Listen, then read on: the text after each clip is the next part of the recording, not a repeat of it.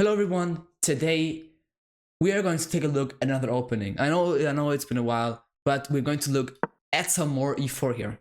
Now against the Sicilian, I've previously recommended the open Sicilian. It's like playing knight f3 d4. But today I want to show you something else, which is the closed Sicilian defense, and specifically after d6, d4, which is now officially even called the MAGNUS Sicilian.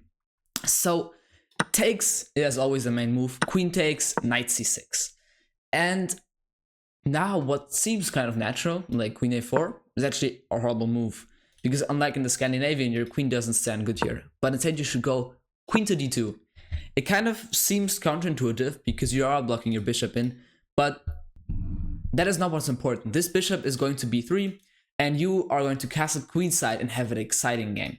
Like in a dream world, you're going to get a game like this against the Scheveningen formation where you're going to play like f4, g5, and you just actually, like, you can even do stuff like this because your king with the bishop here is actually super safe, and you can just simply throw your pawns forward. Even though you're not winning here, you just have a really good game. And this opening is very tricky. Like, if your opponent here doesn't do this, you can play bishop g5, and this position looks so good. You have so much pressure. You can probably choose here if you want to go knight f3, or if you want to go knight e2 with f3 and put the bishop on c4 or d3. Against this, generally against this like d6 on move 2, you just have a great game in basically all scenarios. Like the games transition into like the exact same thing. Knight f6 is actually a bad line, because you would rather have the bishop on g5 than on b2 actually.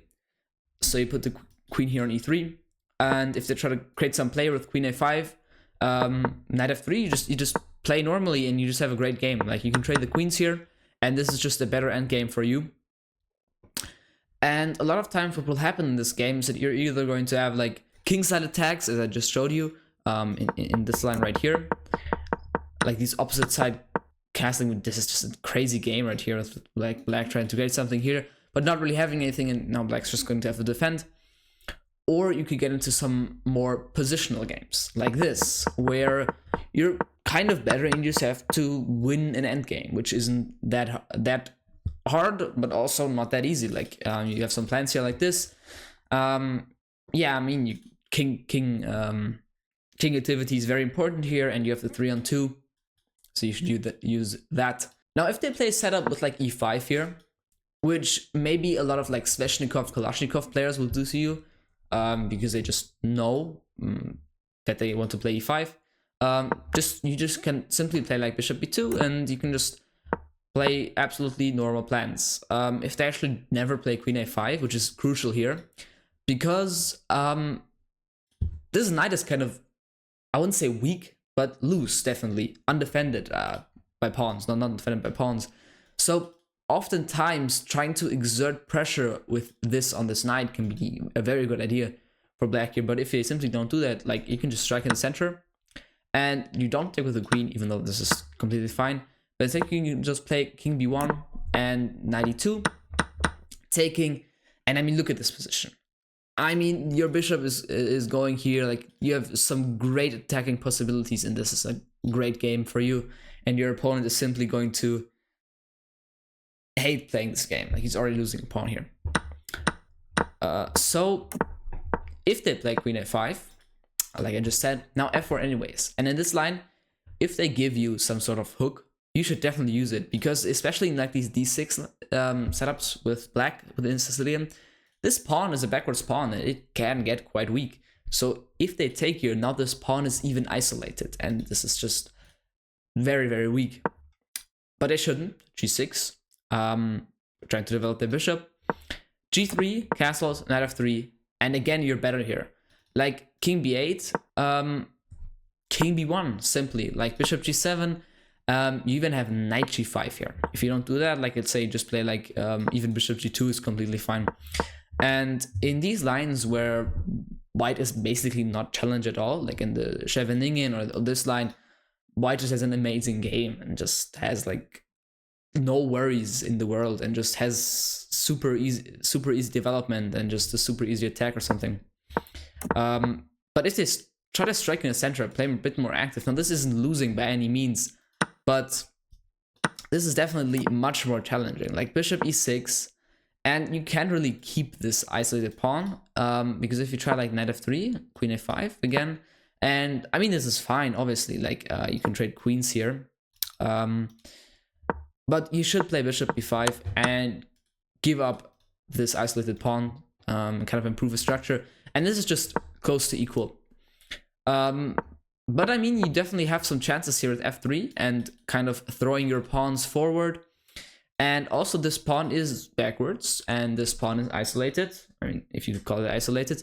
So you definitely have a better pawn structure and probably a better endgame and maybe even better pieces with your knights here. They have some nice homes on d4, f4, and your queen and rook are nicely placed on this d-file. And you are definitely ahead in development. So I would definitely recommend that you play against d6. You play d4, but like if they play g6, actually d4 can be played here.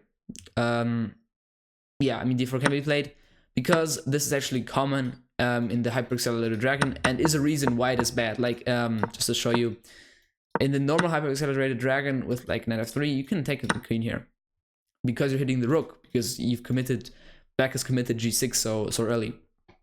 So this is here, it basically makes no difference. Like if g6, you can just do this and have a good position. But the same principles don't really apply. Like if you just play b3 here, you're just going to have a worse position because your opponent is going to neutralize your bishop and have good development. So what you have to do here is you play queen a4, knight c6, and now knight f3, d6, and you're just in a normal main line hyper-accelerated dragon. This could have also arisen from this position, like this. Now, like I guess queen a4, and this would be kind of it. This is the exact same position, just from a different move order. And yeah, I mean, if they play, obviously, if they play knight c6, you're going to have to play something else. I recommend either going for like traditional kind of open Sicilians. Like this is actually pretty annoying to face as black, because you have to make a decision. Like if they play something like Kalashnikov, they can't really play that because knight f5 here is possible, and like this is not even that good. Yeah, I mean, this is kind of annoying having to commit a move, but I mean, yeah, you can play that. You can also play this, which is often used by grandmasters and title players in Blitz, which is equal according to the engine, which is, you know, usually you don't want to equalize is wide on the third move, but this can get very tricky, like this. And this is a insane position. Maybe f4 could be played and use castle and stuff and have a normal game. But yeah, I mean, against d6, this is a very good system, but what I wouldn't recommend is that you play it against a6. Now, a6 is kind of like the, so to say, main line. Against the closest Sicilian is the most fighting, because you are trying to play b5 and put your bishop on b7. I mean, you can play d4 here, definitely. Like, it's possible. But you're going to get in a lot of trouble here. Like, knight f6. And if you try b3 here, you're already worse. Like, you can't play in a traditional manner. You have to play, like, bishop d3 and queen g5 here. And this can get fun sometimes, definitely. And you can get some very good games here, like d6, and you just play normally with like f4 and h3 here, 97, and you can even play like rook 81. And this is just a normal game, but you're not playing the Magnus Sicilian. And if you try to do that, then you're just going to get your ass kicked. Yeah, e5 here, e6 is a bit more accurate, but e5 also possible, which a lot of players might play. I'm actually showing a Blitz game that I've gotten badly beaten in, which is kind of embarrassing, but I'm going to show it anyways, because at the time I didn't know what I was doing, and you shouldn't fall into the same trap here. Bishop b2 now, bishop b4, and this is still fine. Black is a bit better, but white is completely surviving. But now I make the first mistake, f3, which I don't know why I played that. Like, I should have just focused on developing my pieces, but I played f3. I remember this is a long time ago. This game does not reflect my actual skill. So d5 I took. And I talked about this earlier, that this knight is not defended by a pawn. So if black gets some pressure here, which he is going to do right now,